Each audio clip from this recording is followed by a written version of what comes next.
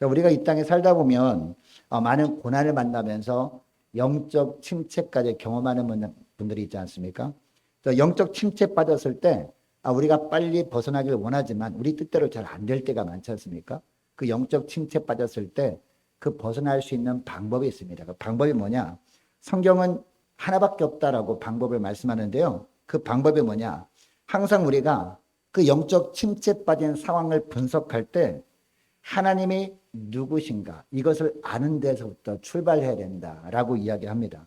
여러분의 삶 가운데 고난이 있습니까? 어려움이 있습니까? 아니면 영적 침체에 빠져 있습니까? 슬럼프가 있습니까? 이때 나와 함께 계신 하나님이 누군가? 그 하나님은 살아계신 하나님인데 그 살아계신 하나님은 어떤 분인가? 이것을 아는 데서부터 시작할 수 있는 저와 여러분 되시기를 축복합니다. 그러면 하나님께서 말씀의 빛을 우리 심령 가운데 비춰주십니다. 그러면 우리 심령 가운데 여러분 이 슬럼프는요 어둠 속에 있는 거잖아요. 어둠에 속한 거잖아요. 어둠에 속한 슬럼프가 다 거쳐지고 우리 심령 가운데 밝은 하나님의 은혜가 충만하게 임하게 되는 줄 믿으시기 바랍니다. 그때부터 회복이 시작되는데요. 오늘 본문에서도 보면 침체 가운데 있느냐? 그러면 가장 먼저 하나님의 창조주이심을 알라라고 말씀하고 있는데요. 5절 말씀. 자, 우리 함께 읽습니다. 자, 5절 말씀 시작. 하늘을 창조하여 펴시고 땅과 그 소산을 내시며 땅 위의 백성에게 호흡을 주시며 땅에 행하는 자에게 영을 주시는 하나님 여호와께서 이같이 말씀하시되라고 하고 있습니다. 여러분이 한 절에 보면 하나님을 어떤 하나님이라고 말씀하고 있습니까? 창조주 하나님이라는 겁니다. 그리고 열매를 맺게 하시는 하나님이라는 겁니다. 우리에게 호흡을 주시는 하나님이다라고 하고 있고요. 그리고 심지어는 성령을 우리에게 부어주시는 하나님이다 라고 말씀하고 있습니다. 여러분 우리의 삶의 모든 출발을 이처럼 하나님이 누구신가 이것을 알고 확신하고 가면 우리는 염려할 것이 없게 되는 겁니다. 자, 5절 말씀도 그래서 한 단어로 묘사하면 뭐라고 하고 있습니까? 바로 창조주 하나님이다 라고 하고 있죠. 여러분 창조주 하나님을 우리가 믿고 신뢰하게 되면 확신하게 되면 나타나는 현상이 뭡니까? 비로소 우리가 두려움에서 벗어나게 된다는 겁니다. 여러분 많은 사람들이 미래에 어떤 일이 생길까 이것에 대해서 염려하면서 두려워하는 이유가 뭘까요? 내가 믿는 하나님이 어떤 분인가 모르기 때문입니다.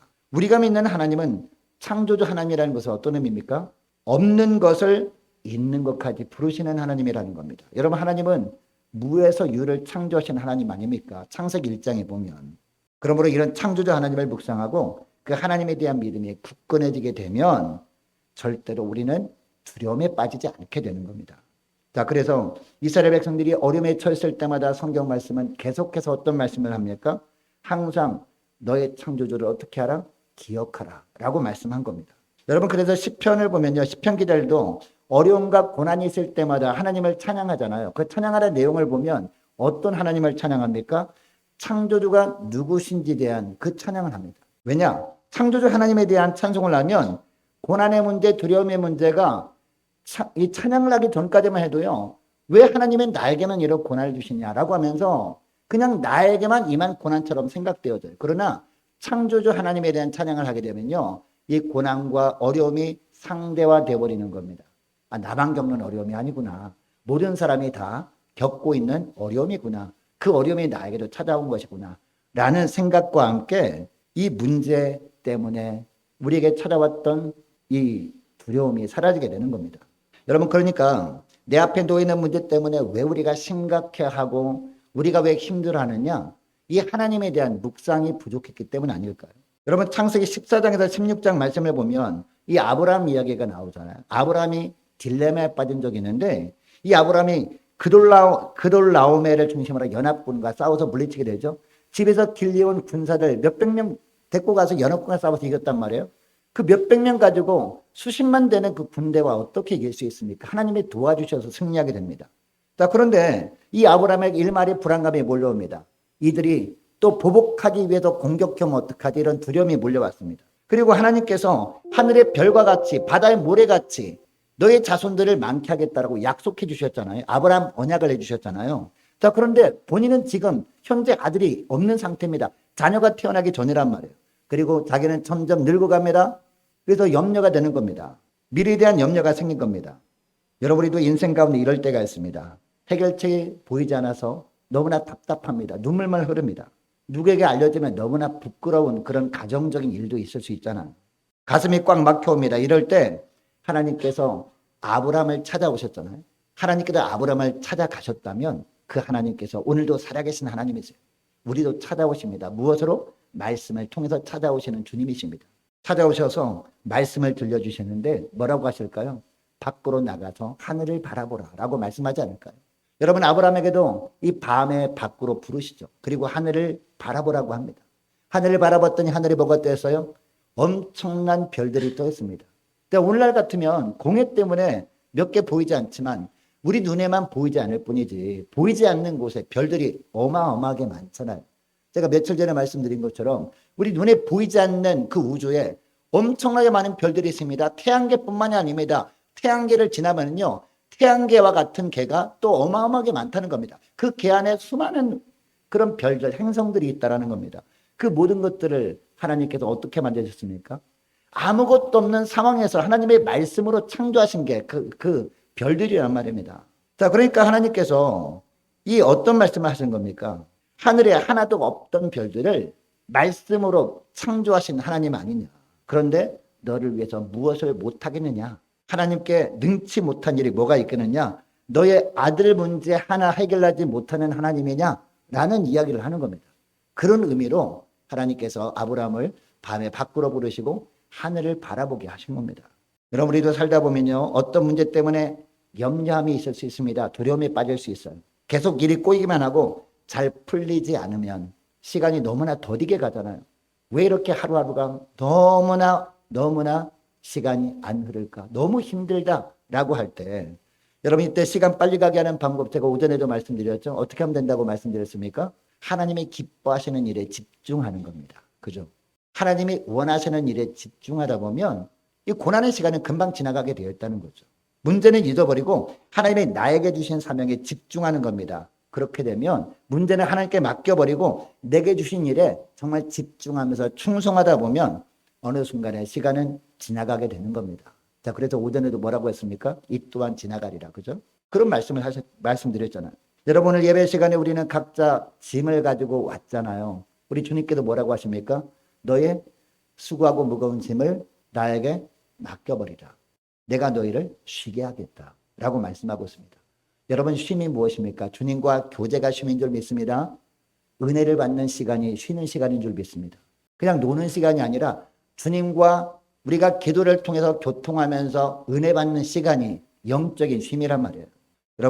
여러분이 가지고 남은 문제들 주 앞에 철저히 내어 맡겨버리고 하나님께서 예배를 통해서 부어주실 은혜만 집중할 수 있는 여러분 되시기를 축복합니다. 고난과 어려움 가운데 있을 때 하나님이 나에게 어떻게 하기를 원하시는가? 하나님이 나에게 무엇을 하기를 원하시는가? 이것을 먼저 깨닫고 주님이 기뻐하신 일에 집중할 수 있는 저와 여러분 되시기를 축복합니다. 그렇게 하면 오전에도 말씀드렸지만은 우리 10년 가운데 여러분 무엇이 샘솟는다고 했습니까? 무엇이 샘솟는다고 했습니까? 다이돌핀이 나온다고 했잖아요. 그죠? 다이돌핀이 나오면서 기쁨이 막 샘솟습니다. 그리고 우리 하나님께도 우리에게 어떤 힘을 주셔요?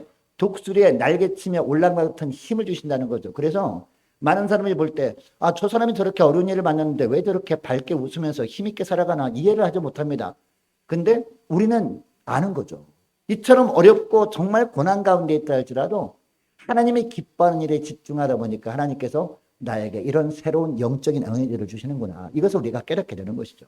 여러분, 학창시절을 한번 생각해 볼까요? 중학교 1학년 때 이제 기말고사 끝나면 2학년 올라가잖아요. 기말고사 끝나면 2학년 올라갈 때 중학교 1학년 과목의 모든 문제를 전부 다 알고 2학년 올라갔습니까? 전부 다 알지 못한 가운데 2학년 올라간 거 아닙니까? 그렇게 2학년 올라가고 중3 되고 고등학교 1학년 올라가잖아요. 고등학교 1학년 때 돌아보면요. 그동안 중학교 1학년 때 몰랐던 부분들 고등학교 1학년 되다 보니까 다 알고 있는 거예요. 그죠? 다 알게 되잖아요. 그러니까 고등학교 1학년 수업을 받는 거죠. 여러분, 마찬가지라는 겁니다.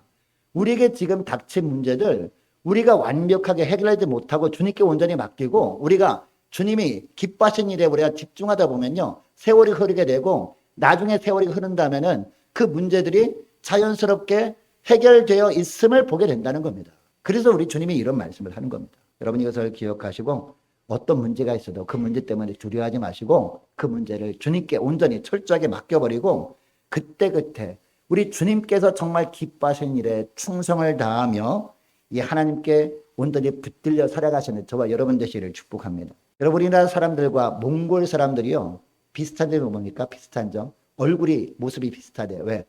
우랄 알타이 개족이기 때문에 그죠? 예, 같은 우랄 알타이 어족이기 때문에 그렇습니다. 그런데 가장 큰 차이점은 뭔지 아십니까? 시력이 차이가 있죠. 시력이. 어떤 선교사님이 몽골로 선교하기 위해서 울란바토르로 갔습니다. 안경 끼고 갔는데 가보니까 깜짝 놀란 부분이 있더라고요. 거기 가보니까 안경 낀 사람이 거의 없더라는 겁니다. 그래서 여기 안경점이 없어서 그런가? 라고 했더니 그게 아니라 그분들이요. 몽골 사람들은 시력이 100% 2.0 이상이래요. 우리나라는 1.5만 돼도 굉장히 눈이 좋잖아요. 그래서 안경을 안 끼고 되잖아요. 근데 그분들이 100%다 2.0 이상 시력이 그러니까 안경점이 될 리가 없는 거죠. 안경 끼는 사람이 없으니까. 평균 시력이 3.0 이상이라고 합니다. 얼마나 시력이 좋은지 알 수 있죠. 몽골인들이 시력이 이렇게 좋은 이유가 뭔지 아십니까? 멀리 보는 훈련을 수천 년 동안 했기 때문이라는 겁니다. 자, 그리고 멀리 보는 생활을 이처럼 오랫동안 해왔기 때문입니다. 왜냐하면 그 당시에 몽골족들, 지금도 마찬가지입니다. 목축업들을 많이 하잖아요. 목축업하니까 넓은 초원에서 유목생활을 하기 때문에 이 말과 양떼 같은 가축을 해치려는 그런 늑대나 여우 같은 동물들 있지 않습니까? 멀리서 늑대떼들이 오는 거, 여우떼들이 오는 걸 봐야 되잖아요. 그럼 시력이 좋아야 될 거 아닙니까? 멀리 보는 훈련을 한 거예요. 그래서 늑대들이 오는지 여우들이 오는지 미리 파악하고 방비를 해야 그 가축들을 보호할 것 아닙니까? 자, 그러니까 눈이 좋을 수밖에 없는 거죠. 멀리 보는 훈련을 계속해서 하다 보니까. 여러분, 많은 사람들이 눈이 피로하면 어떻게 하면 눈이 피로가 해결된다고 봅니까? 눈 감으면 해결된다고 봅니다. 물론 어느 정도는 해소가 됩니다. 피로가 해소가 됩니다. 그런데 눈을 감고 있다고 눈이 쉬는 것이 아니라고 합니다. 눈을 쉬게 만드는 진짜 방법은요. 녹색 풀들을 바라보는 거라고 하죠. 그리고 멀리 바라보는 거라고 합니다. 가까이 바라보는 눈을 멀리 바라보면서 눈이 쉬게 하는 것이라고 합니다. 여러분, 우리 인생도 마찬가지입니다. 우리 인생의 어려움, 그리고 환난, 그리고 여러 가지 문제를 가까이 있는 문제들만 계속 바라보게 되면 뭐가 생길까요? 영적인 근시가 생기는 겁니다. 영적인 근시. 그래서 밤낮 당장 닥친 문제만 보이니까 이 문제만 자꾸 바라보면서 어떻게 하지? 어떻게 하지? 큰일 났네. 죽을 것 같네. 이렇게 하면서 힘들어하는 거죠. 여러분, 이때 어떻게 해야 영적 근시에서 벗어날 수 있느냐? 어떻게 하면 돼요? 멀리 바라보는 겁니다. 여러분, 가장 먼 곳이 어디입니까? 하늘이잖아요. 하늘을 바라보는 거예요. 여러분, 복음성가 중에서 예전에 우리 교회에 오셨던 황국명 목사님 아시죠? 다윗과 요나단. 그 다윗과 요나단이 부른 찬양 중에서 눈을 들어 하늘을 바라보세요. 오늘 설교 제목이잖아요. 눈을 들어 하늘을 바라보세요. 라는 찬양이 있어요. 이 찬양의 가사 보니까 눈을 들어 하늘을 바라보세요. 이 찬양인데 사방이 가로막혀 절망하나요? 눈을 들어 하늘을 쳐다보세요. 당신을 사랑하는 하나님께서 해결해 주실 거예요. 라고 하면서 뭐라고 찬양하냐면 지금 당신이 먼저 해야 할 일은 하나님이 하신 일을 인정하면서 모든 것이 합력하여 선을 이룰 줄 믿고 따라가는 일이죠. 할렐루야. 인정하십니까? 아멘이십니까? 우리가 이 찬양을 다들 많이 좋아하시잖아요. 이 찬양을 좋아만 하는 것을 끝내면 안 되고 이 찬양의 가사 하나하나가 저와 여러분의 신앙 고백으로 하나님께 드려져야 될 줄로 믿습니다. 우리 찬양을 하나님께 올려드릴 때 이 신앙 고백을 저의 고백으로 주님께 올려드립니다. 이런 의미잖아요. 여러분 시편 121편 1절 말씀에도 보니까 시편 기자가 어떤 고백을 합니까? 내가 어디를 향하여 눈을 돌리라? 산을 향하여 눈을 돌리라. 하늘을 바라보겠다는 겁니다. 산을 향하여 눈을 돌리라. 이 산이 어디입니까? 바로 다윗산, 시온산을 말하거든요. 하나님을 향해서 눈을 돌리라 이런 뜻입니다. 여러분이 시편 기자가요. 평안할 때 이 시를 쓴 게 아닙니다. 너무나 힘든 일, 고난당하는 일, 너무나 어려움을 만나서 눈물 흘리는 그런 일들이 있어요. 그런 일들이 있을 때 이 시를 쓴 거란 말이에요. 내가 산을 향해 눈을 돌리라. 이제 하나님을 향해서 눈을 들겠다는 겁니다. 가까이 문제만 바라보면서 속상했는데 이제 눈을 들어서 하나님을 바라보겠다는 겁니다. 바로 여기서 어떤 고백을 합니까? 나의 도움이 어디서 올고 나의 도움이 천지를 지으신 여호와에게서 오로다. 할렐루야. 나의 도움이 천지를 지으신 여호와께로부터 온다는 것을 이제 기억하고 눈을 들어 하늘을 바라보겠습니다. 이런 고백을 한 겁니다. 여러분, 그러니까 삶의 문제 해결 있잖아요. 그 해결은 어디서부터 시작됩니까? 내 생각으로부터 시작되는 게 아니고 다른 사람, 어떤 환경이 바뀌는 것으로부터 시작되는 것이 아니고 어디서부터 시작되느냐? 천지를 지으신 여호와 하나님을 바라볼 때 그 하나님을 바라보는 눈, 거기서부터 삶의 문제 해결은 시작되는 줄 믿으시기 바랍니다. 그러면 살아나게 되어 있다는 겁니다. 여러분 이것을 기억하시고 눈을 들어 하나님을 바라볼 수 있기를 축복합니다. 우리는 이것을 위해 부름받은 하나님의 종들인 줄 믿습니다. 여러분 세상 사람들은요, 문제에 얽매여 있는 사람들이잖아요. 그들은 어떤 문제가 있을 때 문제를 맡길 존재가 없어요. 그러나 우리에게는 문제를 다 맡아주실 하나님이 계십니다. 아멘. 문제를 다 어떤 문제든지 다 맡아주실 하나님이 계시잖아요. 하나님께서 수고하고 무거운 짐 어떤 문제든지 주님께 맡기라고 그래서 말씀하시는 건 아닙니까? 그 하나님이 계시다는 것이 우리가 얼마나 감사할 조건입니까? 여러분 하나님만 온전히 바라봄으로 말미암아 영적인 시력이 놀랍게 회복되어지는 축복 가운데 거하시는 여러분 되시기를 바랍니다.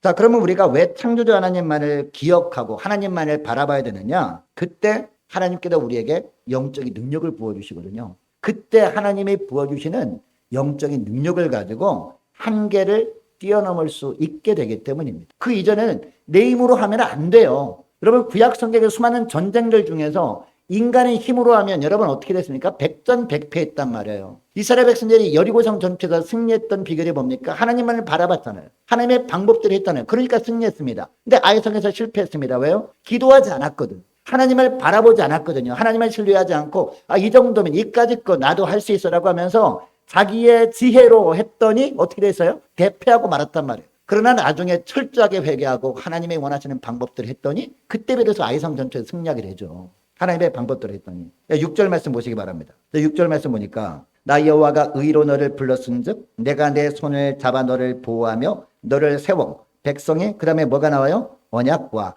이방의 빛이 되게 하리니 라고 말하고 있습니다. 여러분 여기서 너는 누구를 말할까요? 예수님을 의미하는 거예요. 예수님을 말씀하는 거예요. 이 본문에 의하면 예수님의 사명이 무엇과 무엇이라는 겁니까? 메시아의 사명이 백성의 언약 그리고 이방의 빛입니다. 근데 백성의 언약이라는 게 뭐냐? 하나님의 택한 백성을 구원하시려고 하는 하나님의 뜻을 이루는 것. 이게 바로 백성의 언약입니다. 다시 말해서 택함 받은 언약 백성들인 이스라엘을 구원하는 것. 이것이 예수님을 통해서 하나님이 이루시길 원하시는 것이다 라는 겁니다. 자, 그런데 구약 이스라엘 백성들은 이것밖에 몰랐을 겁니다. 또 하나가 더 있죠. 이방의 빛이라는 겁니다. 이 언약 밖에 있는 이방인의 구원을 이루시는 것도 우리 예수님이 받은 사명이라는 겁니다. 메시아의 사명이라는 겁니다.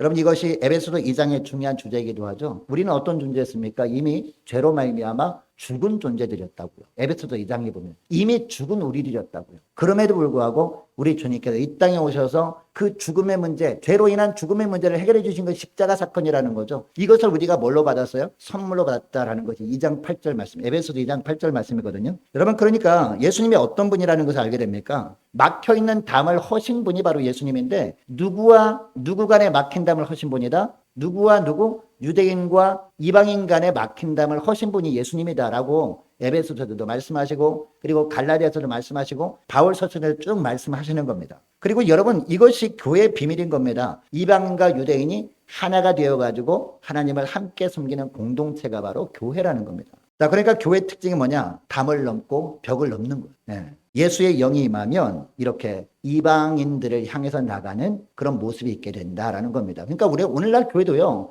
그냥 나 하나 예수 믿으면 되지. 이게 바로 교회의 특징이 아니라는 겁니다. 우리가 예수 믿고 이처럼 복음을 듣고 은혜 받았다면 우리가 어떻게 해야 돼요? 자꾸 우리가 담을 넘어가야 되는 거예요. 세상을 향해서 나가야 되는 거예요. 그래서 사도행전 1장 8절에서 예수님이 직접 어떤 말씀하셨습니까? 너희가 성령이 너희 안에 거하시면 너희가 권능을 받고 그리고 그 다음에 뭐가 나와요? 예루살렘과 그 다음에 사마리아와 그 다음에 온 유대와 사마리아와 땅 끝까지 이르러 내 증인이 계속해서 담을 넘어가는 거예요. 그래서 이 땅에는 모든 백성들이 다 주 앞으로 나오게 하는 것이 바로 하나님의 뜻이다라는 겁니다. 이것이 바로 메시아 되신 예수님이 이 땅에 오신 목적이다. 저 오늘 본문에 두 가지가 이렇게 말씀하고 있는 겁니다. 그래서 마태복음 4장 15절에 보면 뭐라고 합니까? 마태복음 4장 15절 말씀 보니까요. 이방이라고 여겨졌던 스불론 땅과 납달리 땅과 요단강 저편 해변길과 이방의 갈릴리여 흑암에 앉은 백성이 큰 빛을 보았고 사망의 땅과 그늘에 앉은 자들에게 빛이 비쳤도다 라고 하신 겁니다. 여러분 여기에 스불론 땅, 납달리 땅 이게 무슨 이방인 땅이냐라고 우리가 생각할 수 있거든요. 이게 이스라엘 백성들 12지파이냐 그러니까 이게 이방인 땅으로 할 수 없지 않느냐라고 하는데 우리 예수님께서 마태복음에서 이런 말씀하시는 겁니다. 자, 그러니까 그 당시에요. 이스라엘 백성들은 자기들이 제도권의 본거지를 유대 지역이라고 생각을 하고 있었던 겁니다. 왜? 이게 바로 남유다 땅이었기 때문에 북이스라엘은 아수르에서 멸망당했잖아요. 거기는 많은 이방인들과 이제 혼합되어 버린 겁니다. 그 인종이 혼합되어 버려 가지고 순수한 혈통은 남유다밖에 없었던 거예요. 자, 그러니까 사마리아 땅뿐만 아니라 그 위쪽 스불론 땅, 납달리 땅은 단순히 그냥 이방 땅으로 취급을 했던 겁니다. 그래서 갈릴리 지역은요, 이방의 갈릴리라고 할 정도였던 겁니다. 자, 그런데 여러분 예수님이 유대 지역 중에 하나인 베들레헴에 오시긴 하시죠. 베들레헴에서 태어나긴 하시죠. 그런데 어디서 사셨어요? 베들레헴에서 태어나셨지만 어디서 사셔요? 나사렛의 동네에 가서 사시잖아요. 그죠? 그래서 나사렛 예수라고 하잖아요. 근데 나사렛 땅이 어디 있습니까? 바로 이방 땅이라고 취급됐던 납달리 지역, 스불론 지역, 그 지역이란 말이에요. 그 지역에서 사시기도 하셨고 공생의 기간 동안 주로 어디서 활동하세요? 갈릴리 땅에서 활동하시잖아요. 이방 땅도 우리 주님께서 불쌍히 여기셔서 그들도 구원 백성 되게 하시려고 우리 예수님께서 그래서 나사렛에서 사시고 갈릴리 지역에서 활동을 하셨던 겁니다. 이 말씀을 하는 겁니다. 유대라는 한계를 뛰어넘고 주님께서 또 사마리아로 가시잖아요. 사마리아 여인도 만나잖아요. 그죠? 그리고 또 다른 세계를 향해서 이렇게 나가셨던 겁니다. 바로 한계를 뛰어넘는 그런 사역을 하셨다라는 겁니다. 여러분 이것이 예수의 영의 특징이었던 겁니다. 오늘 보면 7절 말씀도 보세요. 7절 말씀. 7절 말씀 보니까 내가 여기 너는 누구를 말한다고요? 예수님을 말하는 거예요. 내가 눈먼 자들의 눈을 밝히며 갇힌 자를 감옥에서 이끌어내며 흑암에 앉은 자를 감방에서 나오게 하리라 라고 하고 있습니다. 여러분 소경은 어떤 사람이에요? 소경. 시각적인 한계가 있는 사람이에요. 근데 그 한계를 뛰어넘는 일을 누가 하신다? 예수님이 하신다. 자, 그 다음에 갇힌 자 어떤 사람입니까? 공간적인 한계가 있는 사람이죠. 이런 한계를 우리 예수님이 뛰어넘는 일을 하신다라는 겁니다. 예수님이 오셔서. 그리고 흑암은 영적인 한계가 있는 사람이죠. 그러니까 예수님이 역사하시면 이런 한계들 다 뛰어넘고 이 제한을 뛰어넘는 능력이 나타나게 된다라는 겁니다. 여러분 이것이 뭐다? 교회의 능력이에요. 왜? 교회는 누구의 몸이기 때문에 주님의 몸이잖아요. 예수님의 몸인 줄 믿으시기 바랍니다.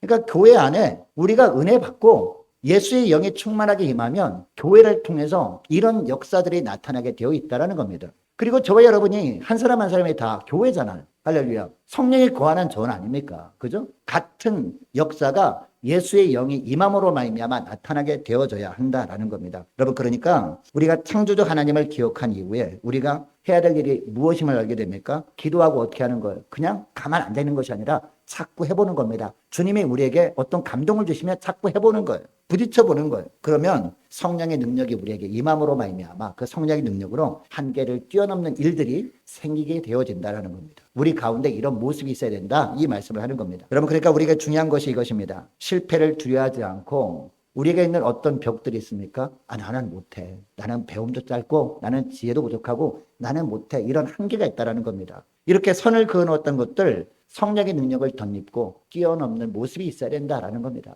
여러분 사도 바울도 보시기 바랍니다. 사도 바울이 했던 일마다 다 승리했던 건 아니었거든요. 특별히 소아시아 지역을 선교하다가 맨 마지막에 드로아 근처로 가잖아요. 이 소아시아 끝 지역이 드로아 항구 아닙니까? 이 드로아라는 지역으로 가가지고 계속해서 소아시아 지역을 선교하려고 하는데 성령께서 계속 막으시는 거예요. 이리 가도 막으시고 저리 가도 막으시고 다른 쪽으로 가려고 하다 보니까 거기도 아니야 하면서 계속 막으시는 겁니다. 계속해서 기도하면서 시도하고 기도하면서 시도하다 보니까 하나님께서 꿈을 꾸게 하시잖아요. 꿈속에 누가 나타나요? 꿈속에서 바다 건너편에 있는 마게도냐 지역 사람이 꿈속에 나타나가지고 건너와서 우리를 도우라라고 하는 그런 이야기를 듣거든요. 꿈을 깨고 난 다음에 이 바울이 무엇을 깨닫습니까? 하나님께서 이제 바다 건너서 마게도냐 지경으로 가라고 하시는구나라고 깨닫고 이제 어디로 갑니까? 빌립보 지역으로 가서 선교를 한단 말이에요. 그러니까 유럽이 하나님의 뜻이라는 것을 바울이 알게 됐던 계기는 뭐냐? 무릎 꿇고 기도만 했더니 그냥 하나님께서 자동으로 알게 하신 것이 아니라 어떻게 해요? 기도하고 시도해보고 기도하고 시도해보고 한 겁니다. 기도하고 하나님의 뜻이라고 생각되는 것을 해보고 한 겁니다. 그렇게 하다 보니까 하나님께서 때가 되면 깨닫게 하셨다는 것이죠. 그때 하나님이 알려주신 겁니다.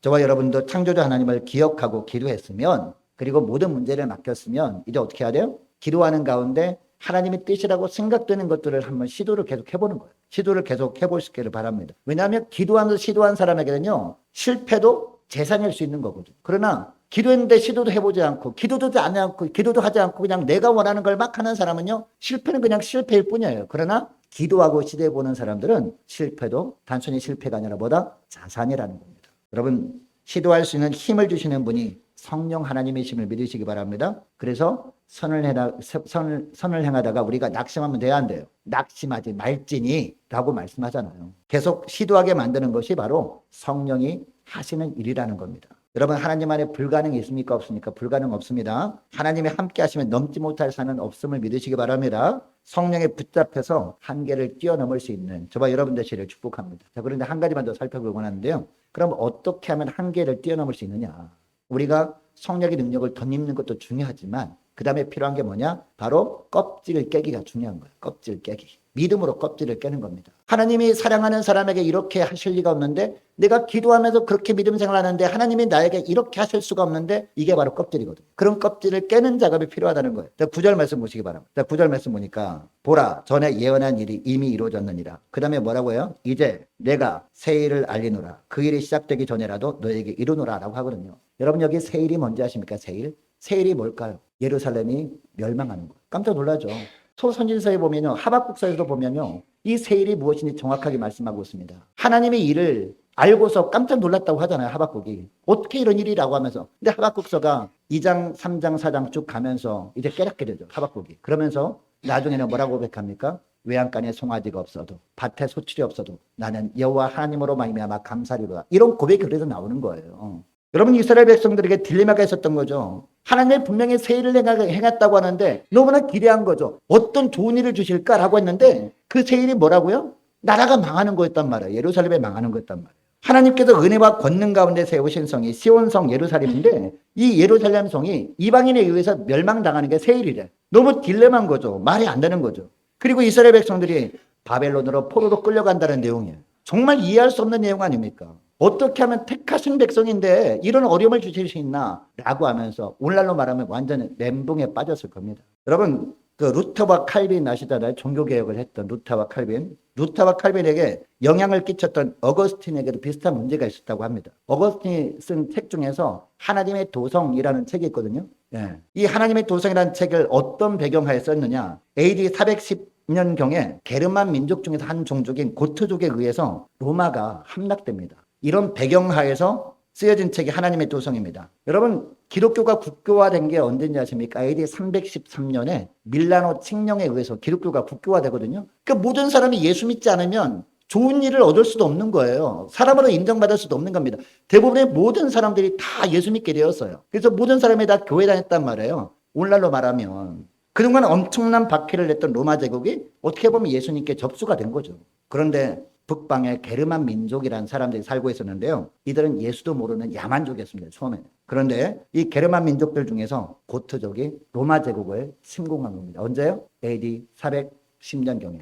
자, 그러면 당연히 하나님께 기도하는 로마가 이기는 것이 당연하게 생각되어지잖아요. 로마가. 그런데 어떻게 됐어요? 대패하고 멸망당하고 만 겁니다. 결국 이것으로 말미암아, 자, 우리가 그 학교 다닐 때 세계사 시간에 게르만 민족의 대이동을 배우거든요. 이로 인해서 게르만 민족이 대이동을 한 겁니다. 여러분, 야만족이 기독교 문명을 이긴 겁니다. 도저히 이해가 안 가는 일이었습니다. 하나님, 어떻게 기도하는 백성들을 왜 무너지게 만드십니까? 모든 사람들이 이런 기도를 하면서 충격에 빠진 겁니다. 그런데 조금 지나고 나니까 이 게르만 민족들이 어떻게 되는지 아십니까? 로마를 정복한 다음에요, 이들이 예수님을 믿게 돼요. 할렐루야. 그러면서 생겨난 게 뭔지 아십니까? 로마가 완전히 멸망한 줄 알았는데 이렇게 하면서 생겨난 게 이 게르만 민족, 예수 믿는 게르만 민족을 중심으로 생겨난 게 뭐냐? 신성 로마 제국이에요. 여러분, 이런 역사를 알게 된 어거스틴이 무릎을 치며 깨닫게 된 것이 있습니다. 하나님께서 함께 하시는, 기도하는 로마가 무너지는 것이 이상하다고 생각했는데 알고 보니까 로마가 무너지고 북쪽이 야만족까지 하나님의 백성이 되는 것을 보면서 이것이 하나님의 방법이구나. 이것이 우리 주님께서 이 로마만 복음하는 것을 원하지 않냐고 로마를 통해서 전 세계까지 복음이 전파되게 하시는 하나님의 방법이구나라는 것을 깨닫게 된 거예요. 우리는 실패한 것처럼 보였지만, 믿음의 사람들은 패배한 것처럼 보였지만 하나님 나라는 패배했습니까? 안 했습니까? 하나님의 나라는 승리했다는 겁니다. 이것을 깨닫게 된 거예요. 이것이 하나님의 도성이라는 책의 주제라는 겁니다. 실패했다고 생각했는데 하나님의 나라는 승리한 겁니다. 여러분 간혹 보면 정말 기도도 많이 하고 예배도 잘 드리는 분인데 견디기 힘든 어려움을 겪을 때가 있잖아요. 그 사람을 보면서 다 이상하게 생각하죠. 왜 저렇게 기도 많이 하고 저렇게 믿음으로 살려고 하는 사람한테 왜 저렇게 어려움을 주시나. 반면에 기도도 덜 하고 예배도 간혹 빠지고 하는 사람은 잘만 사는 것 같아. 그래서 도대체 뭐가 만든 건가 헷갈리잖아요. 그런데 훗날 보면 그것이 로마가 무너지고 신성 로마 제국이 세워지는 것하고 똑같은 것이구나라는 것을 깨달을 때가 있다는 거죠. 그때 그런 어려움을 그 사람이 만나지 않았더라면 더 감당하지 못할 고난을 맞이할 뻔했는데 오히려 그것이 그 사람에게 영적인 부분으로 보면 더 잘된 일이었구나라는 것을 알게 되는 경우가 있다는 거죠.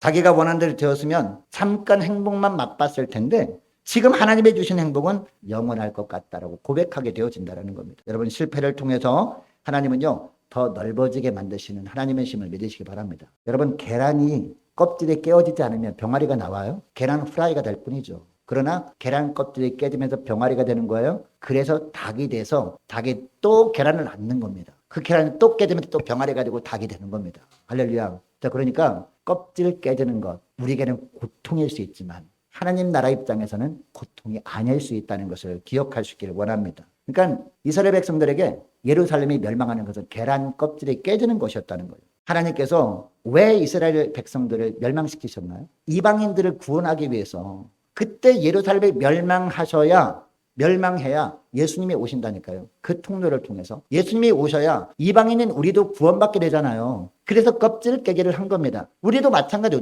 우리 가운데 정말 믿음으로 살고 있는데 정말 이해하지 못하는 고난을 주실 때가 있는데 그 고난이 우리에게 있는 껍질을 깨는 작업일 수 있다니까요. 그런 고난을 통해서 아직 예수 믿지 않는 사람들에게 하나님이 하나님 되심을 보여주기 위한 과정일 수 있다는 것을 기억하시고 여러분 오히려 감사할 수 있는 저와 여러분 되시기를 바랍니다. 로마서의 주제가 바로 이거예요. 원 감람나무의 가지가 잘렸기 때문에 돌 감람나무의 가지가 접붙임을 입었다라는 거죠. 여러분 우리는 하나님의 뜻을 알 수 없습니다. 그러므로 우리는 그저 신실하게 하나님의 말씀을 붙들고 순종의 길로 나가는 저와 여러분 되어야 될 줄로 믿습니다. 하나님은 신실하신 분이기 때문에 그 길로만 걸어가면 됩니다. 여러분 말씀을 맺길 원하는데요. 여러분 슬럼프에 빠졌습니까? 어려움이 있습니까? 여기서 탈출하는 방법은 다른 데 있지 않다는 겁니다. 뭐예요? 창조주 하나님만을 기억하는 것인 줄 믿으시기 바랍니다. 그리고 하나님을 기억하면 그 다음 어떻게 돼요? 눈을 드는 거예요. 어디를 바라봐야 돼요? 우리가 하늘을 바라보면 됩니다. 하나님을 바라보면 됩니다. 그럴 때 영적 근시에서 비로소 벗어나게 되는 줄 믿으시기 바랍니다. 그리고 모든 제한을 성령의 능력을 덧입고 뛰어넘는 일을 감당하게 되는 거예요. 그리고 주님께서 간혹 우리에게 고난을 주심으로 말미암아 껍질 깨기를 할 때 그것 때문에 불평하지 아니하고 더 큰 하나님의 뜻을 우리가 생각하면서 하나님께 감사하며 살게 되는 줄 믿으시기 바랍니다. 자, 기도하겠습니다. 하나님 아버지 감사합니다. 주의 백성들에게 오늘도 세임과 능력을 더하여 주시고 특별히 창조주 하나님만을 고난 가운데 바라보게 하심으로 말미암아 우리 앞에 있는 문제에서 벗어나서 그 문제를 뛰어넘을 수 있는 믿음을 주심을 감사합니다. 하나님, 항상 하나님만을 바라보는 우리 시각이 흔들리지 않도록 저들의 시선을 붙들어 주옵소서. 또한 저들의 삶의 한계들이 있습니다. 그러나 전능하신 주님만을 믿고 의지하면 그 모든 한계를 뛰어넘는 그런 승리하는 종들이 되게 하실 줄 믿사오리. 하나님 어떤 환경 속에서도 하나님 오직 저희들에게 예배해 놓으신 성령의 능력을 덧입고 한계를 뛰어넘는 저희를 될 수 있도록 도와주옵소서. 또한 하나님 주님께서 간혹 우리가 이해하지 못하는 고난을 통해서 우리의 껍질을 깨려고 하실 때 하나님 그것 때문에 우리가 속상하거나 그것 때문에 괴로워할 것이 아니라 하나님 우리가 알지 못하는 더 큰 하나님의 뜻이 있음을 기억하고 감사함으로 말미암아 그런 껍질 깨기를 통해서 주님의 나라가 어떻게 확장되게 하시는지 보며 하나님께 영광 돌릴 수 있는 저희를 되게 하여 주옵소서. 감사드리오며 예수님의 이름으로 기도합니다. 아멘.